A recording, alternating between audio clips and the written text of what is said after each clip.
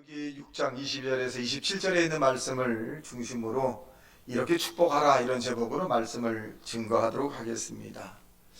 다사다난했던 2023년을 마무리하는 오늘 이 주일날에 우리가 하나님에 대한 대상을 무엇으로 바라보냐가 굉장히 중요합니다. 오늘 본문에 보니까 하나님께서 레위 족속의 즉 제사장들을 통해서 이스라엘 백성들을 마음껏 축복하면 제사장을 통해서 선포한 그 말씀을 통해서 나 여호와가 복을 줄 것이다 이렇게 말씀해 주고 있습니다. 오늘 하나님은 우리에게 복을 주시는 분이고 은혜를 베푸시고 또 하나님께서 저와 여러분에게 평강을 주시는 분이다 이렇게 말씀해 주고 있습니다. 즉 복의 근원은 하나님이라고 하는 사실을 잊지 말고 복을 받으려면 하나님에게 복을 받는 저와 여러분 되시기를 주님의 이름으로 축원합니다. 우리 표 가운데 진료는 의사에게, 약은 약사에게 이런 아마 말을 많이 들었을 것입니다. 의사에게 가야 무슨 병명이 있는지, 또 약사에게 가야 무슨 약을 먹어야 되는지, 만일 내과 의사에게 가서 침을 놓아주세요 라고 하면 잘못된 것이고, 한약방에 가서 페니실린 주세요 라고 하면 또 여기 잘못되는 겁니다. 그러면 복의 근원 되시는 하나님께 가야 우리가 정확하게 복을 받을 수 있다라고 하는 것입니다. 여러분, 우리가 이 땅에 사는 동안에 세상에 유혹적인 부분도 굉장히 많이 있었지만 그 유혹 너머에 우리가 하나님이 계시고 환난과 시험 너머에 하나님이 계셔서 모든 것을 합력하여 선을 이루어준다는 사실로 믿고 사시기를 예수님 이름으로 축원합니다. 하나님이 창조 섭리 가운데 가장 중요한 것은 사람이 이 땅에 사는 동안에 바로 하나님의 축복과 하나님의 사랑을 느끼게 되는 것이 바로 하나님의 관심사였습니다. 여러분, 우리의 부모가 자녀가 이 땅에 사는 동안에 부모보다는 더 나은 편안한 삶을 살길 원하고 또 이 험한 세상이 아니라 행복한 삶을 살길 원하는 것이 부모의 마음입니다. 그래서 우리가 하나님을 뭐라 그러냐? 아버지라고 부르요. 아버지. 아버지는 어때요? 자녀가 아프거나 자녀가 환난을 당하거나 자녀가 고난을 당할 때 이 부모의 마음은 차라리 내가 아프고 내가 환난을 당하고 내가 고난을 당하는 게 낫다라고 하는 마음입니다. 그래서 우리가 하나님을 아버지라고 부르는데 아버지도 똑같은 하나님 아버지도 똑같은 그런 마음이라고 하는 사실입니다. 창세기 1장 22절에 보니까 하나님이 그들에게 복을 주시며 이르시되 생육하고 번성하며 여러 바닷물에 충만하라 새들도 땅에 번성하라 라고 말씀했고, 창세기 1장 28절의 말씀에 보면 하나님이 그들에게 복을 주시며 하나님이 그들에게 이르시되 생육하고 번성하며 땅에 충만하라 이렇게 말씀해 주고 계십니다. 즉 저와 여러분이 이 땅에 사는 동안에 하나님은 하나님의 주시는 복을 누리고 받고 살아가기를 원한다는 사실을 믿게 되기를 예수님 이름으로 축원합니다. 하나님께서는 구약시대에 아론 그의 후손들 제사장을 세웠습니다. 그 제사장을 세운 이유는 뭐냐면 피조물을 향한 하나님의 축복을 대신해서 선언하고 전달하기 위해서 제사장을 세운 것입니다. 그래서 제사장의 권한과 책임 중에는 뭐가 있느냐? 오늘 본문에 있는 것처럼 이스라엘 백성들을 축복하는 것이 중요합니다. 여러분, 오늘날 이 목회자가 제사장의 역할입니다. 나도 여러분을 마음껏 축복하오니 여러분 하나님께 마음껏 하나님의 축복을 받는 하나님의 사람이 되시기를 예수님 이름으로 축원합니다. 이스라엘 랍비 선생들이 이스라엘 백성들에게 가르치는 것이 있다고 합니다. 꼭 가르친다는 거예요. 그것을 뭘 가르치느냐? 이 초라한 제사장이 나에게 무슨 축복을 줄 것인가 라고 말하지 마라. 이 제사장을 통해서 하나님이 너에게 복을 주시는 것이지 제사장이 너에게 복을 주는 것은 아니다 는 것을 꼭 가르친다는 거예요. 이게 뭘 의미해 주고 있느냐? 이 제사장이라고 하는 것은 하나님의 대신, 하나님 대신 선언함으로써 하나님께서 이 제사장을 통해서 복을 주시는 것이니 제사장의 축복을 가볍게 생각하지 말라라고 하는 부분입니다. 오늘 23절에 봐도 이렇게 말씀합니다. 아론과 그의 아들들에게 말하 이르기를 너희는 이스라엘 자손을 위하여 이렇게 축복하라 이르시되. 여러분, 하나님은 언약의 하나님이시기 때문에 우리가 언약한 대로 우리가 기도하면 그 언약을 하나님은 성취해 주십니다. 그러므로 하나님이 명령하신 대로 여러분, 저와 여러분은 반드시 축복을 받고 살아가기를 예수님 이름으로 축원합니다. 그렇다면 옛날부터 우리에게 전해 내려오는 복이 있습니다. 무엇을 우리는 간구해야 할까요? 첫째는 수라고 하는 말이 장수함, 장수의 복을 받아야 합니다. 장수의 복 가운데도 장수하면서 부족함이 없는 축복의 복도 받아야 돼요. 또 살아가면서 우리는 또 아프며 사는 것이 아니라 건강한 삶을 살아야 돼요. 또 우리는 살아가면서 장수하면서 덕을 세워가는 그런 삶을 살아가야 합니다. 왜? 살아가면서 오래 사는데 덕이 안 된다면 또 이것이 문제가 됩니다. 또 살아가면서 저와 여러분이 하나님이 우리에게 주시는 명대로 살아가길 예수님 이름으로 축원합니다. 여러분, 이러한 것들을 하나님이 모르실까요? 아닙니다. 다 알고 계십니다. 그래서 하나님 우리에게 영혼이 먼저 잘 되고 범사가 잘 되고 강건해지기를 원합니다. 그래서 하나님은 너희는 먼저 그의 나라와 그 일을 구하라. 그리하면 이 모든 것을 너에게 더하시리라 라고 말씀한 것처럼 저와 여러분이 하나님은 반드시 나를 복주며 복주고 복주시기를 원한다는 사실을 믿게 되기를 예수님 이름으로 축원합니다. 그렇다면 오늘 본문에 나오는 이 이스라엘의 제사장들은 이스라엘 백성들을 향해서 어떤 것을 축복 기도했을까요? 첫째로 24절에 보면 이렇게 말씀합니다. 여호와는 내게 복을 주시고 너를 지키시기를 원하며. 제사장이 그렇게 선포하는 거예요. 이스라엘 백성들이요, 하나님은 여러분에게 복을 주시며 그리고 너희들을 지키기를 원하신다. 누가? 하나님이. 이것이 하나님이 너에게 향하시는 선포의 말씀이다. 이걸 믿으면 이스라엘 백성들은 하나님으로부터 복을 받고 하나님으로부터 지키심을 받는 역사가 나타나게 되는 것입니다. 여러분, 중요한 것은 하나님께서 우리에게 복 주시기를 원하고 계시다, 이 말입니다. 하나님은 우리에게 복을 주기를 원하고 계신데 우리가 복을 거부하는 어리석은 사람이 되지 말고 하나님이 주시는 그 복을 받아 누리고 나누고 사용하는 자 되시기를 예수님 이름으로 축원합니다. 시편 121편 1절에 보니까 이렇게 말씀합니다. 내가 눈을 들어 산을 보리라. 나의 도움이 어디서 올꼬? 천지를 지으신 여호와에게서로다. 여러분, 산 너머에도 하나님께서 우리에게 복을 허락한다는 거죠. 사람들은 멀리 바라보기 원합니다. 누가 나를 도울 수 있겠는가? 누가 나를 도울 자인가? 누가 나의 위로자가 되고 누가 나에게 함께 할 수 있는 그런 사람인가? 여러분, 산을 보고 바다를 보고 하늘을 보아도 아무도 여러분을 도울 자가 없습니다. 오로지 하늘과 땅을 주시고 인간의 생사 화복을 정하시고 우리에게 복을 주길 원하시는 그 하나님이 여러분에게 지키시길 원하고 복을 주길 원한다는 사실을 믿게 되길 예수님 이름으로 축원합니다. 고린도서 5장 10절의 말씀에 보면 나의 나 된 것은 하나님의 은혜로다 이렇게 말씀해 주고 있습니다. 여러분, 2023년도에 하나님의 은혜가 아니면 우리가 지금까지 살아올 수 있었을까요? 하나님의 은혜로 살아왔습니다. 그 은혜를 지키는 저와 여러분 되시기를 주님의 이름으로 축원합니다.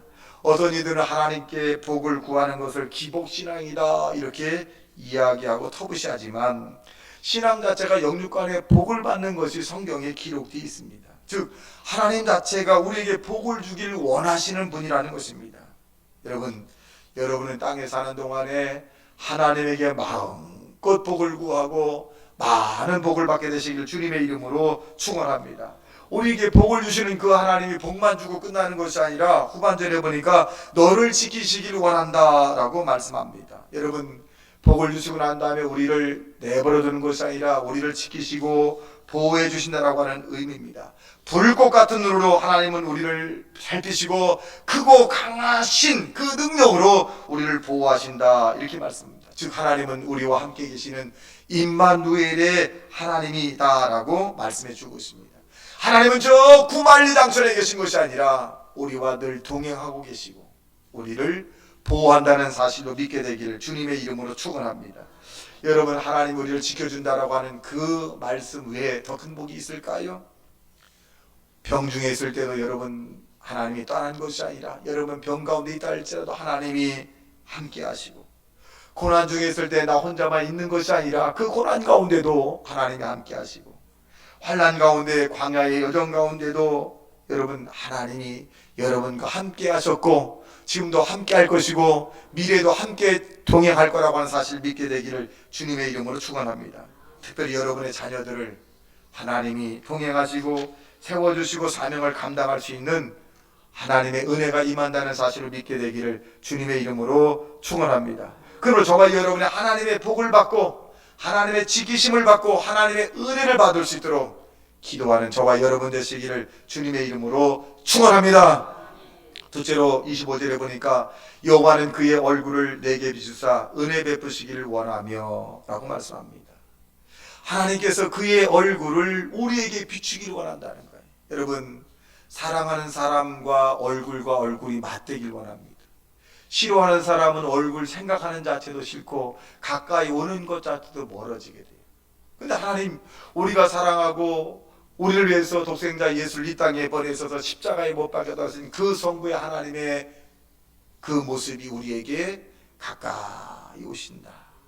여러분, 얼마나 큰 은혜입니까? 여러분, 그 하나님의 은혜 비치는 은혜가 여러분 삶 속에 나타나 하나님의 영광이 여러분에게 나타나기를 예수님 이름으로 축원합니다.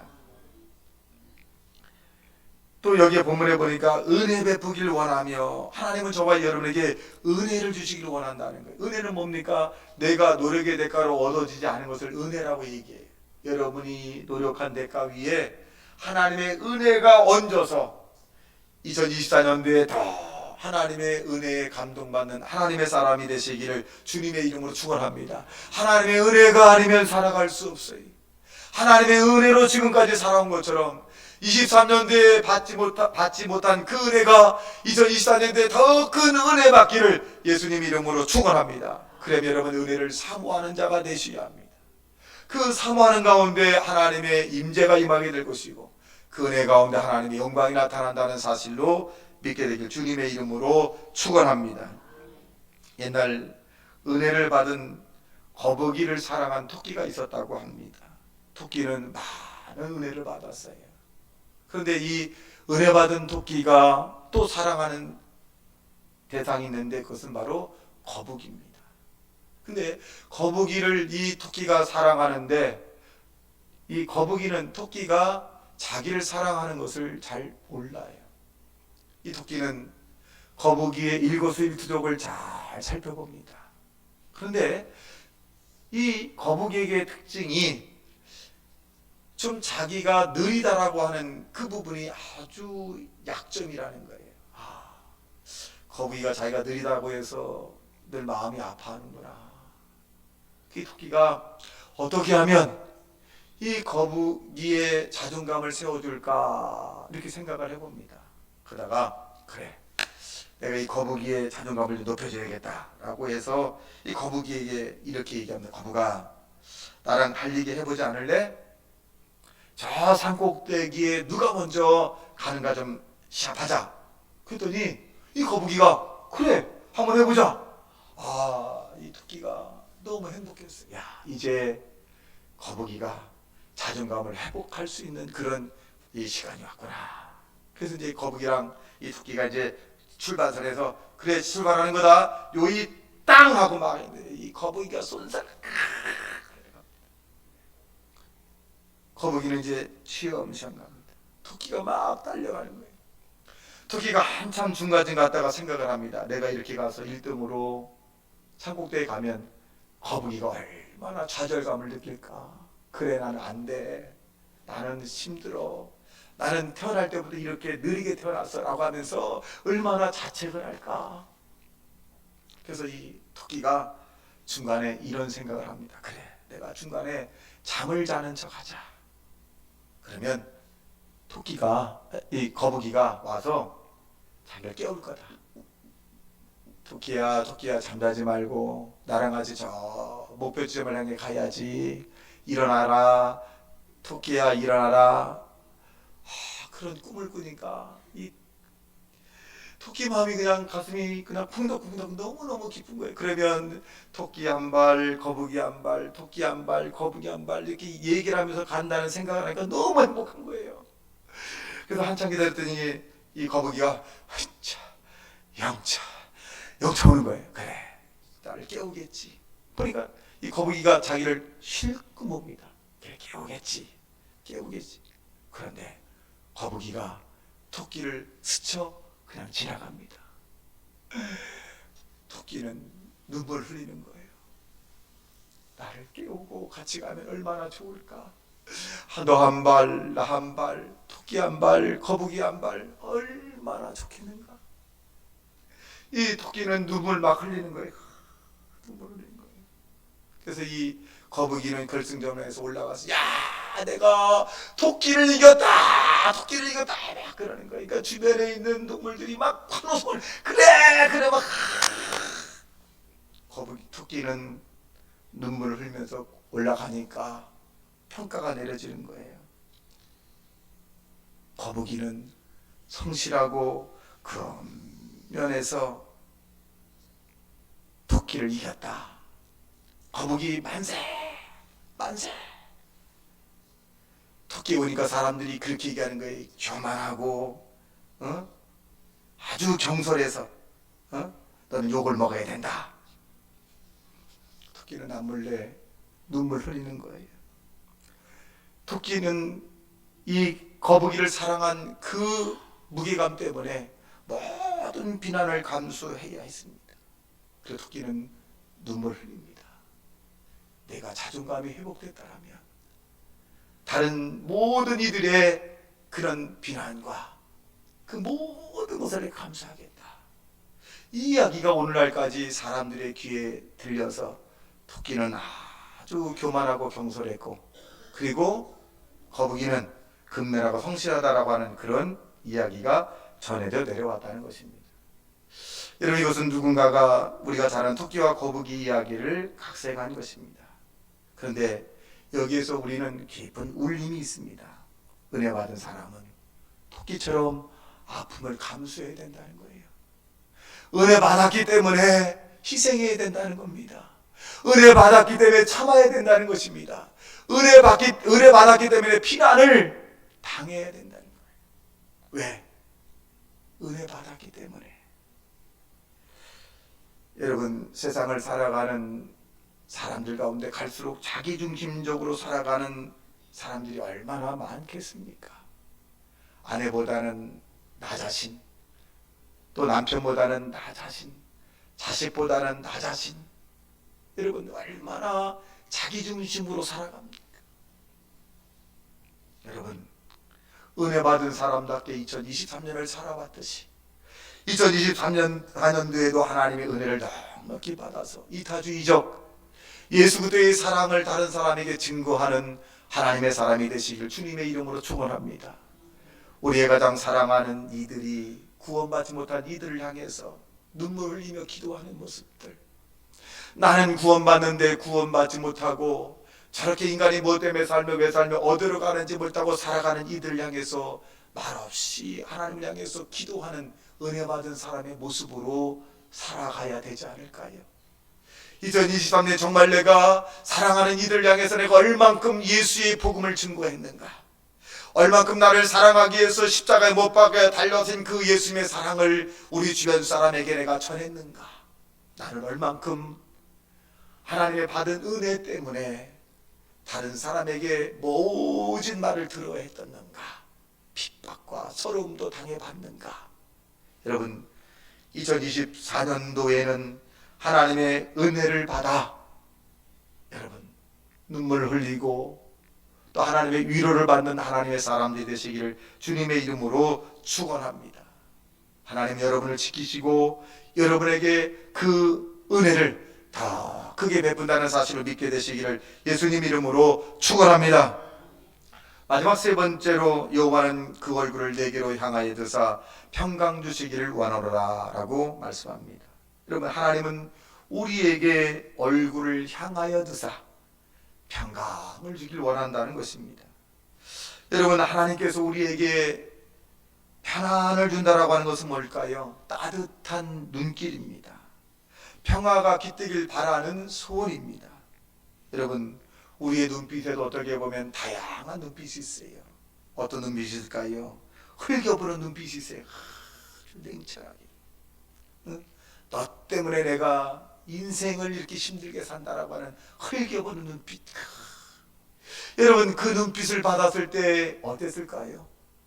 또 비웃는 눈빛, 비난의 눈빛, 의심의 눈빛, 시기하는 눈빛. 여러분, 이런 눈빛을 받아봤을 때 얼마나 괴로웠을까요? 부정적인 눈빛. 난 아무런 잘못을 모르는데도 가닥없이 이상한 야릇한 눈빛을 하면서 뭔가 원망의 눈빛을 나게 하는 그 눈빛. 여러분, 얼마나 감당하기 힘들었을까요? 그런데 하나님께서 우리에게 주시는 눈빛은 어떤 눈빛일까요? 따뜻한 눈길이라는 거예요. 너는 할 수 있다. 내가 너를 사랑한다. 내가 너를 지킬 것이고 내가 너를 보호할 것이고 내가 영원히 너와 동행할 것이고 다른 사람에게 인정받지 못한다 할지라도 나는 너를 인정한다. 두려워 말고 믿기만 하라. 놀라지 말라. 내가 너의 하나님이고 내가 너를 지킬 것이라고 하는 그 능력의 눈빛이 우리에게 찾아온다는 사실로 믿게 되시기를 주님의 이름으로 축원합니다. 얼마나 마음이 설레일까요? 여러분, 예수님의 눈빛을 바라본 자마다 모두가 다 영혼육이 살았습니다. 누가복음 19장 5절에 보니까 예수께서 그곳에 이르사 쳐다보시고, 이 내용은 무슨 내용이냐? 여러분, 삭개오라고 하는 사람이 있습니다. 이 삭개오가 많은 사람이 이야기하는 예수님에 대해서 굉장한 궁금증을 가졌습니다. 그런데 이 삭개오는 사람이 너무 많고 키가 작아서 예수님의 이 얼굴을 뵐 수가 없어요. 그래서 이 삭개오는 가만히 보니까 뽕나무가 있더라고요. 그래서 이 삭개오가 뽕나무에 올라가서 예수님을 바라봅니다. 그때 예수님의 눈길이 딱 마주쳤어요. 여러분, 예수님의 눈길이 삭개오의 눈길과 마주쳤을 때 어떤 일이 있을까요? 구원이 내 집에도 이르리라. 사실 삭개오는 구원을 받지 못한 사람이었지만 예수님의 눈길이 딱 멈추는 순간 이 삭개오는 구원받는 사람이 되고 말았습니다. 여러분, 또 한 사람이 있어요. 우리가 잘 아는 베드로, 시몬. 이 고기 잡는 어부가 예수님의 눈길을 딱 마주쳤을 때 이 베드로는 사람을 낚는 어부로 변화가 되었습니다. 여러분, 예수님이 머문 눈빛을 비친 모든 사람들은 어떤 병에 걸렸든 간에 치료가 되었고 불가능한 것들이 가능가 되었고 안 되는 일이 되게 되었고 죽을 목숨에서 산 목숨으로 바뀌는 역사가 나타나게 되는 것입니다. 여러분, 하나님의 눈빛을 기대하고 기다리는 하나님의 사람이 되시기를 주님의 이름으로 축원합니다. 여러분, 하나님 우리에게 평강을 주신다라고 말합니다. 주님이 우리에게 바라보며 바라볼수록 우리 마음속에 평강이 넘치는 것입니다. 여러분, 물질이 많아도 평강이 없으면 행복할까요? 권력이 많아도 평강하지 않으면 정말 기쁠까요? 여러분, 그 모든 것을 소유했다 할지라도 모든 것을 얻었다 할지라도 마음이 불안하면 편안이 없으면 정말 그가 인생의 행복한 자라고 사람들에게 인정받을 수 있을까요? 아닙니다. 우리는 하나님으로부터 평강의 복을 받은 진정한 축복받은 복 있는 사람이라는 사실을 믿게 되기를 주님의 이름으로 축원합니다. 하나님은 언제나 우리가 어느 곳 어떤 지역에 가더라도 하나님은 저와 여러분에게 평강 주시기를 원한다라고 말씀하고 있습니다. 마음의 편안, 주님이 주시는 편안입니다. 요한복음 14장 21절에 보니까 내가 내게 편안을 주노니 곧 나의 편안을 내게 주노라. 내가 주는 편안은 세상이 주는 편안과 다르다라고 말씀해 주고 있습니다. 여러분, 마음이 불안하십니까? 손에 잡히는 것 없고 귀에 들리는 것 없고 눈에 보이는 것 없이 내 인생이 어떻게는 무력증이 생겼습니까? 주님에게 얼굴을 향하여 보십시오. 십자가를 바라보십시오. 예수님을 향하여 부르짖으십시오. 주님이 우리에게 평강을 주실 것입니다. 여러분, 하나님이 우리에게 주시는 편안을, 우리는 평강을 빼앗겨서는 안 됩니다. 사단은 우리에게 있는 이 편안을 빼앗기 위해서 우리 마음속에 교만을 주고 우리 마음속에 시기, 질투, 분노, 또 절망, 좌절, 낙심을 우리에게 줄 수 있습니다.